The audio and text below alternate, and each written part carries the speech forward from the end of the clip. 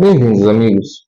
Se vocês assistiram ao vídeo em que falei sobre o filme O Convertido Mais Relutante, que conta a história da conversão do C.S. Lewis, vocês devem se lembrar que eu mencionei um livro que batizou a sua imaginação, nas suas próprias palavras. E esse livro é Fantastes, de George MacDonald.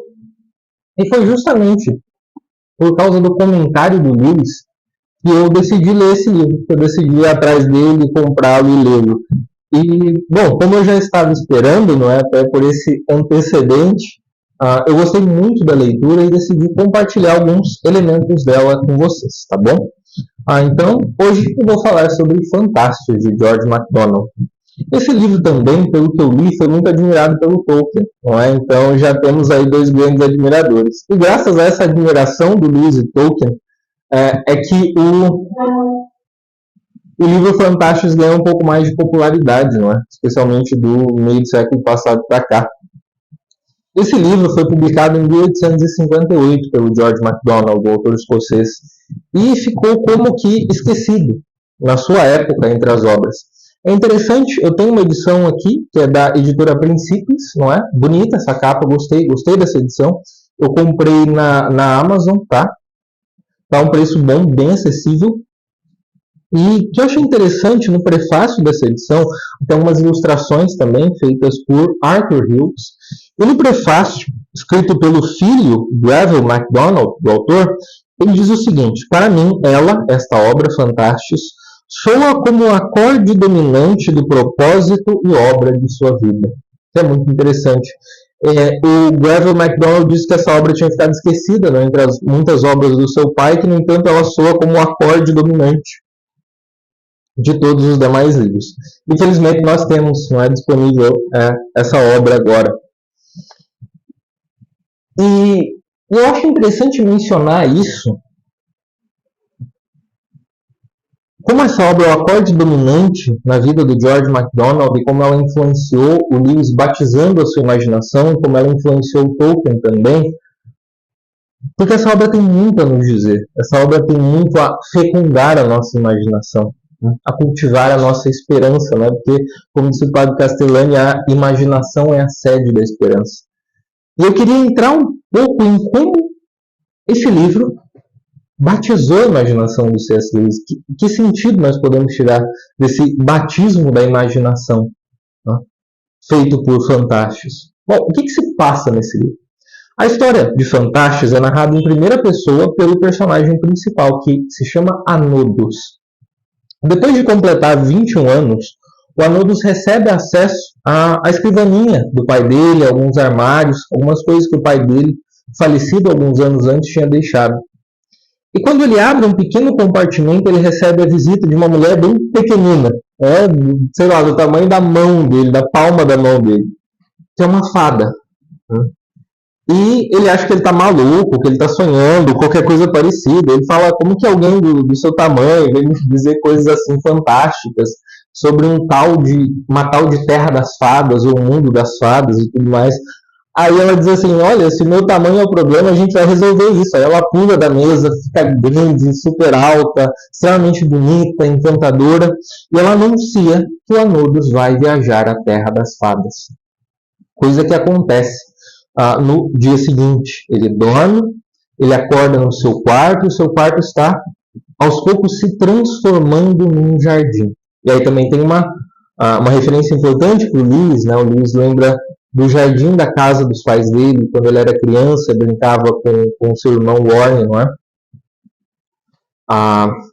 Naquele jardim, como aquele jardim de que ele se lembrou lendo Fantastes, foi um dos responsáveis pelo encantamento do mundo, que ele só voltou a recuperar na vida adulta, né? E que acompanhou a sua vocação, a sua conversão, e se intensificou com ela. E daí a relação também com esse batismo da imaginação do mundo das fadas, que é um grande bosque pelo qual o Anodus passa. E essa jornada do personagem, embora ele entre no mundo das fadas, na terra das fadas, num mundo que a gente pode dizer num mundo de fantasia, na verdade é uma jornada de maturidade. É uma jornada em que o Anodos é enraizado mais profundamente na realidade deste mundo, da sua própria vida, da sua própria circunstância. É uma jornada de maturidade e, mais que isso, de esperança. Ele toma como que distância da sua própria circunstância, não para se afastar dela, mas para enxergá-la em perspectiva.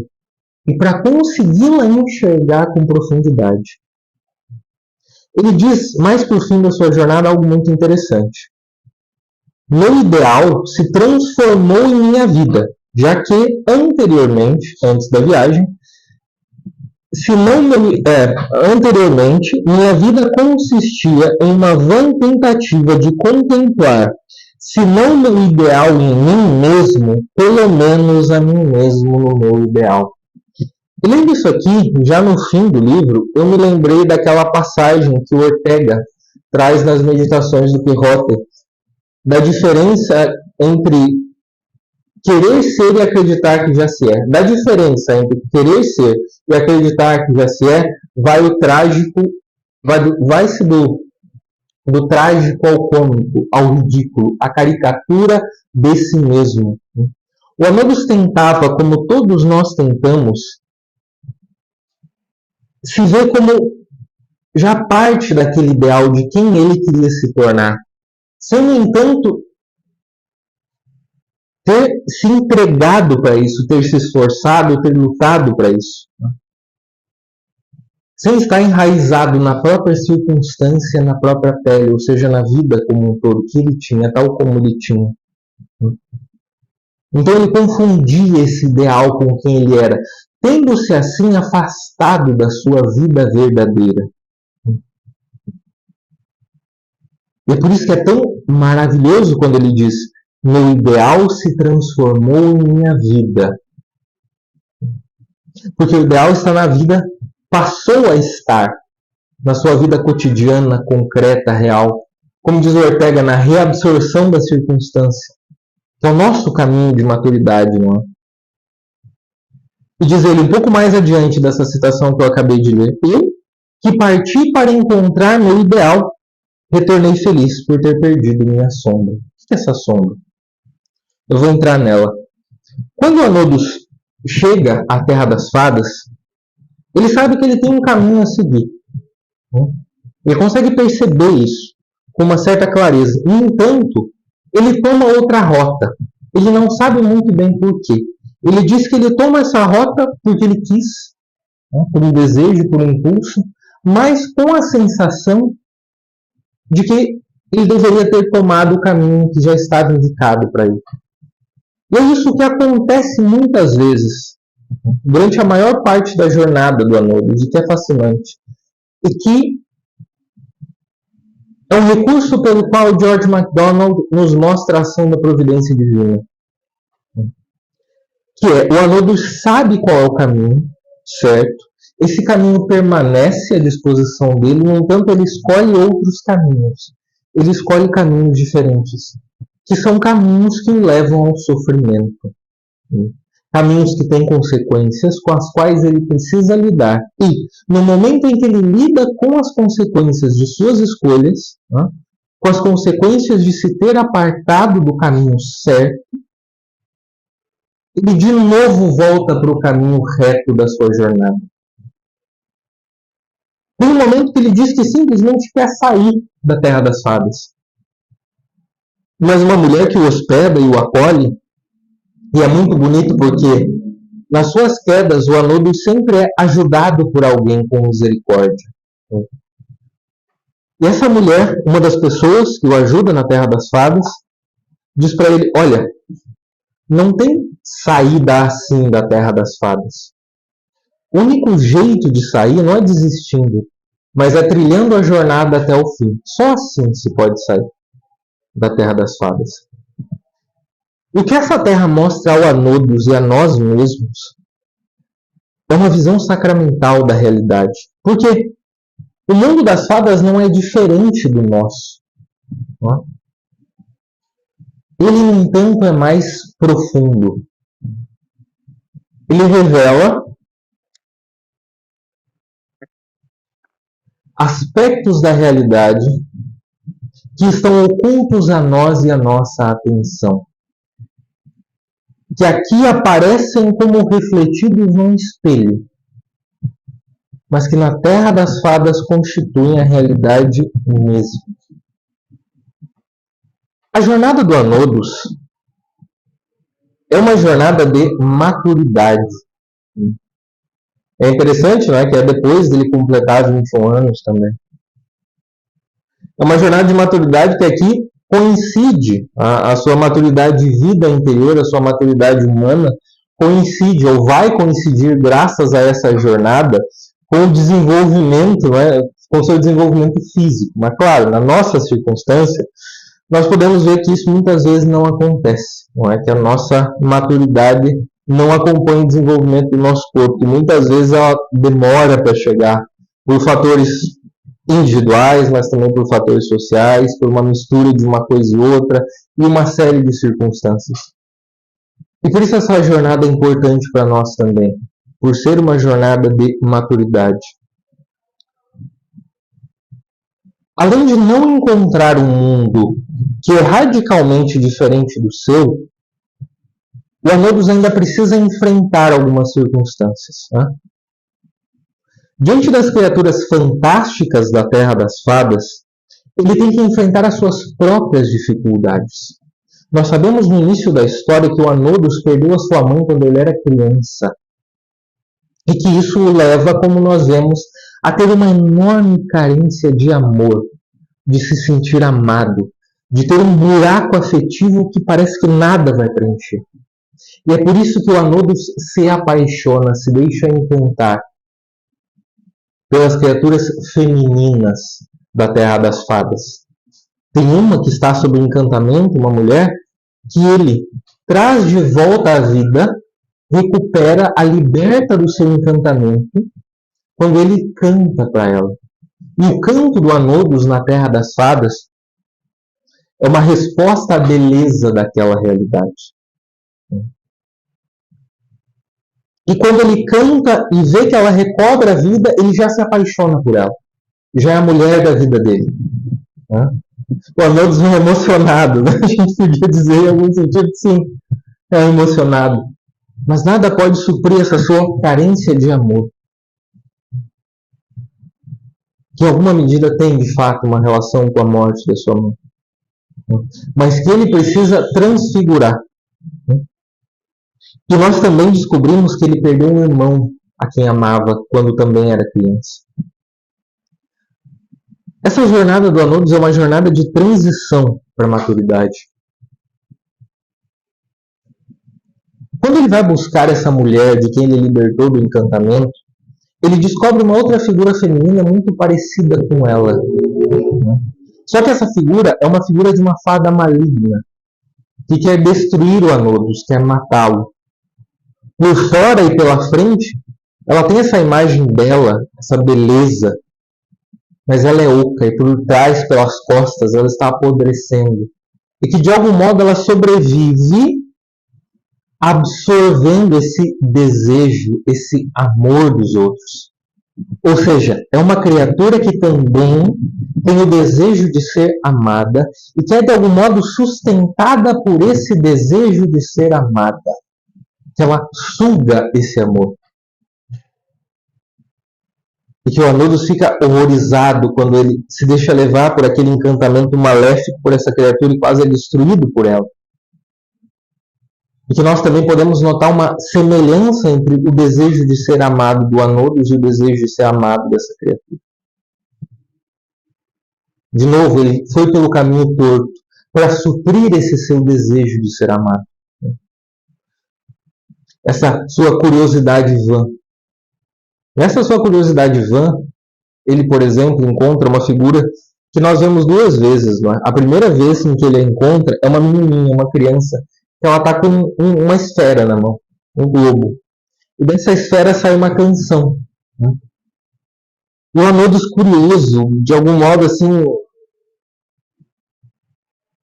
com uma certa malícia, ele quer tirar o globo da mão dessa menina, ele quer mexer, ele arranca dela com força e ele quebra esse globo. E a menina sai chorando. Nessa fase da história, o Anodos ele é acompanhado por uma sombra. Aquela sombra que ele diz ter perdido no fim, certo? Ele só perde mesmo no fim da sua jornada. Essa sombra ele adquire, ele é acompanhado por ela noite e dia. Não é uma sombra normal. É uma sombra que vem atrás dele quando ele abre uma porta que era vedada numa cabana. Tem uma velha mulher lá e ela diz para ele, olha, você não pode abrir essa porta aí não, cara, é melhor você não abrir, tu que sabe. Mas se quiser abrir, abre. Eu diria para você não abrir. Ele abre a porta e a sombra o acompanha. E é uma sombra destrutiva e autodestrutiva. Em um certo momento, com essa sombra, ele visita uma aldeia, um povoado, em que todas as pessoas são muito amáveis com ele, mas não se aproximam muito dele. Porque todo mundo que se aproxima vira uma caricatura, uma imagem distorcida de si mesmo. Nos lugares onde a sombra do Anodos repousa, na Terra das Fadas, são lugares em que a vegetação morre, as coisas deixam de existir. E o próprio Anodos se desanima com essa sombra. Ela também, de algum modo, quer destruí-lo, quer aprisioná-lo. E essa sombra é uma excelente figura, um excelente símbolo para o pecado. E para o orgulho que o Anodos carrega, para a necessidade de suprir esse desejo intenso de ser amado. O que acontece é que, andando pela Terra das Fadas, o Anodos precisa descer aos infernos, a parte mais escura dessa terra. Que nos lembra, claro, a jornada em Perelandra, do Dr. Ransom. Se vocês ainda não assistiram ao vídeo sobre Perelandra, que é o segundo volume da trilogia cósmica do C.S. Lewis, eu recomendo, não é? Em que eu me lembrei dessa descida aos infernos do Ransom, com essa descida à parte mais escura da Terra das Fadas, que o Anodos tem que fazer. E o Anodos, ele sempre vai recebendo novas oportunidades, isso é interessante. A providência sempre vai cuidando para ele voltar ao caminho. E aí ele recebe uma grande oportunidade de se tornar um cavaleiro, um herói. Parece que ele vai atingir o seu ideal aí, porque saindo dessa zona escura da Terra das Fadas, ele entra num moinho que está sendo usado como forja por dois rapazes. Eles estão fazendo armas e armaduras. Esses rapazes são dois príncipes, filhos de um rei dessa região. Eles estão ali isolados porque há muitos anos eles têm um projeto de vida, uma vocação. A vocação é enfrentar 3 gigantes que dominaram toda aquela terra, subjugaram o povo e o rei, o pai deles. Esses gigantes tinham construído um castelo, na verdade eles tinham se apossado de um castelo velho, sem incomodar ninguém, reformado esse castelo à noite, sem que ninguém visse. Então, todo dia todo mundo acordava, tinha alguma coisa nova no castelo, mas ninguém ligou, porque eles não faziam mal para ninguém, não tinha muito contato e tal, então não tinha muito problema. A questão foi que, quando o castelo estava fortificado, os gigantes começaram a atacar e a humilhar as pessoas. Eles subjugaram a terra toda daquele rei. E os príncipes, todos os cavaleiros tentaram lutar contra os gigantes e eram mortos ou presos, ninguém conseguiu. E os príncipes decidiram lutar contra eles. Mas para isso eles precisavam amadurecer, precisavam treinar. Eles iam construir as próprias armas e armaduras para lutar contra esses gigantes. Eles receberam como que uma profecia de que viria um terceiro cavaleiro, um irmão. Alguém que com o seu canto fizesse com que as lágrimas que eles derramassem enxugassem o seu pranto.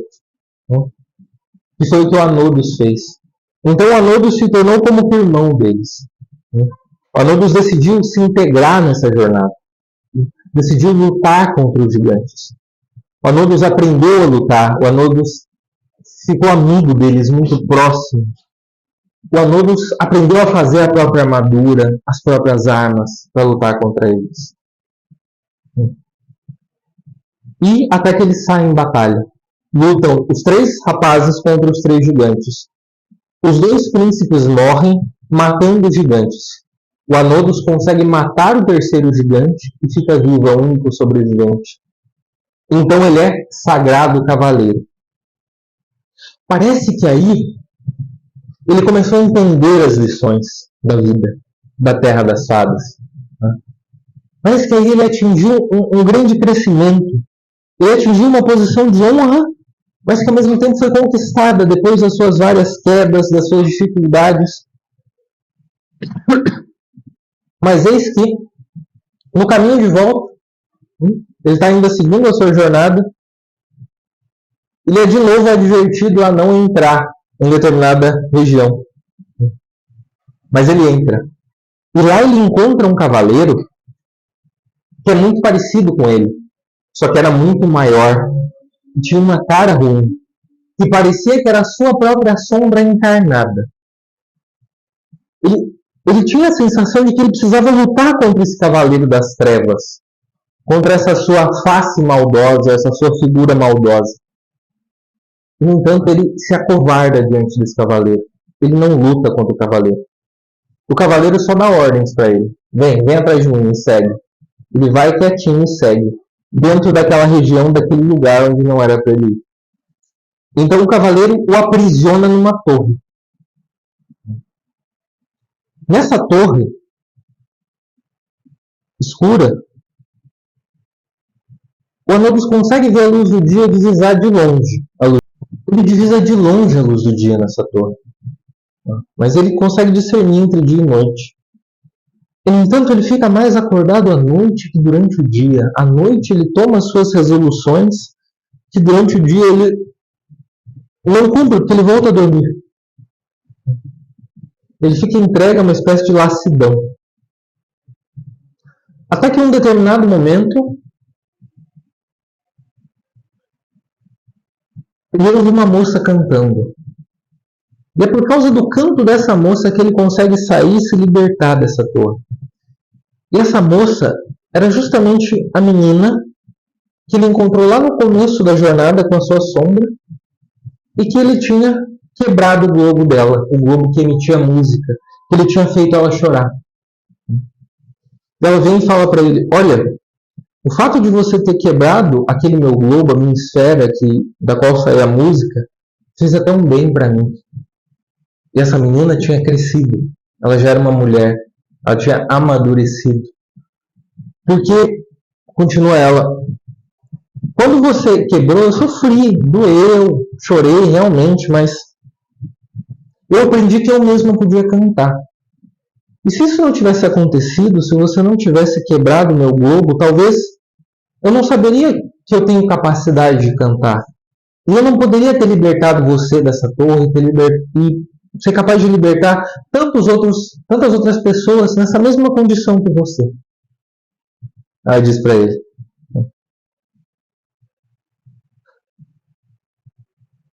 Então Anubis se dá conta do seu lugar. É aí que, já no fim da jornada, que o ideal começa a integrar a própria vida. Que o Anubis não tem a ambição de ser quem ele não é, ser mais do que ele é, mas sim de estar plenamente integrado nas suas circunstâncias. E saindo, ele que era um cavaleiro, mas que tinha já perdido seu cavalo na torre, a armadura, as armas, ele tinha perdido esse seu grande papel, esse status grandioso que ele adorava, né? Ele encontra um cavaleiro que ele tinha encontrado na primeira jornada, um homem bom, que tinha alertado contra um perigo e que, claro, ele não tinha ouvido, né? Que era o perigo justamente daquela fada maléfica que o enganou com a sua aparência, que era oca, né? Com a sua beleza vazia. E ele se propõe a ser escudeiro desse cavaleiro. Ele não quer recompensa nenhuma, a não ser a recompensa de estar junto, de poder conversar um pouco com aquele homem tão nobre. E ele descobre que esse homem tão nobre, esse cavaleiro, estava apaixonado e era amado justamente pela donzela que foi libertada pelo Anubis com seu canto. Aquela donzela pela qual ele tinha se apaixonado, que ele cantou para ela e que a libertou do seu encantamento. Que ele foi atrás dela e que depois ele foi enganado justamente porque ele queria demais receber o amor dela. E como ele vê que aquele homem tão bom é amado por ela e a ama, existe um amor recíproco ali, ele entende que ele não pode se intrometer. Mas ele entende algo mais importante. Ao mesmo tempo, quando ele decide se tornar escudeiro, quando ele é libertado pela moça a quem ele tinha feito mal, quando ele é levado pela própria sombra, pelo seu pecado, pelo seu orgulho, a ficar preso na torre. Se ele fosse um cavaleiro de verdade, ele teria enfrentado aquele mal e ele não conseguiu. Ele se tornou refém daquele mal. O que ele percebe é a necessidade da humildade, do estar em seu lugar. E essa necessidade da humildade permite a verdadeira transição para a maturidade do Anubis. Aquele buraco afetivo que ele tem, aquela necessidade de ser amado, ela não vai ser suprida. Que ele, de algum modo, se tornaria justamente como aquela fada maléfica que queria ser amada por todo mundo e que assim ela era mantida viva, como que sugando aqueles que a amavam. Mas que a única necessidade, a verdadeira maturidade, a verdadeira transição, o único modo de viver com aquela necessidade, com aquele desejo de se sentir amado, é transfigurando esse desejo na capacidade de amar.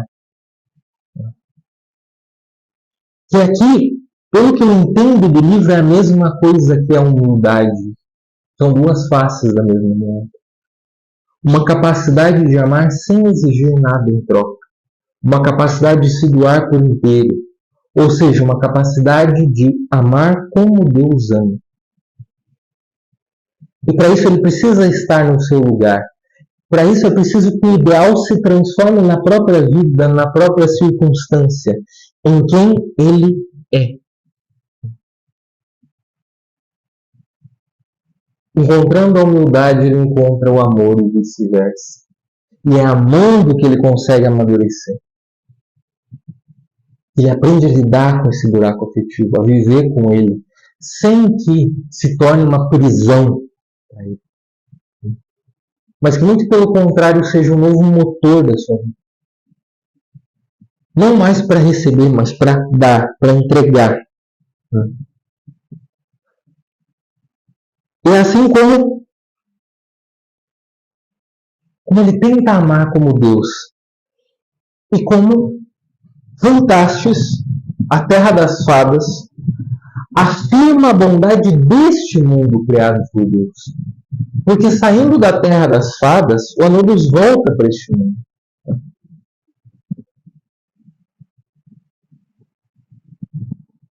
E ele volta com esperança, com a verdadeira esperança na providência divina.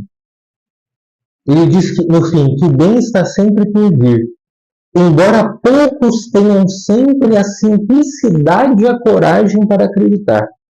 O que nós chamamos de mal é a única e melhor forma que, para a pessoa e sua condição no momento, pode ser assumida pelo bem maior. O que significa que só Deus pode tirar a ordem da desordem. Como a sua providência não abandonou Anubis na terra das fadas, mas o conduziu para que ele, nessa terra fantástica, lidasse justamente com as suas feridas mais profundas, feridas que o tinham como refém, que o impediam de viver, que o impediam de se enraizar na realidade, e de cujo ideal foi formado, que as feridas, de algum modo, elas se juntaram, as feridas, a dependência delas, a tentativa de fingir, tudo formou uma amálgama para que o Anubis transformasse aquilo em ideal.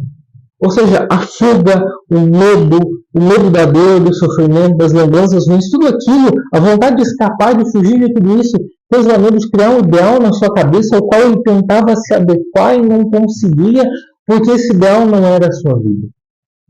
E quando ele vai para a Terra das Fadas, quando ele encontra este mesmo mundo transfigurado, aprofundado, ele sabe que ele precisa enfrentar, ele aprende que ele precisa enfrentar isso, mas que a providência divina não o abandona, que mesmo nos erros ele vai receber misericórdia, para que ele se torne humilde, para que ele seja capaz de amar, e assim as suas feridas permaneçam como cicatrizes, mas deixem de sangrar. Ou quando sangram, eventualmente sangram para cima, transfiguradas. E é por isso que ele tem esperança. E é por isso que, graças à Terra das Fadas, ele aprende a amar este mundo ordinário, comum, como uma criação de Deus. Certo, meus amigos? É isso que eu tinha para falar para vocês sobre Fantastes. Espero que tenham gostado do vídeo, espero que tenha ajudado e estimulado a leitura de vocês. Agradeço pela atenção, peço que curtam este vídeo, que o compartilhem se for o caso e que se inscrevam no meu canal se ainda não são inscritos, porque isso ajuda bastante no meu trabalho, tá bom? Agradeço pela atenção de vocês e até o próximo vídeo.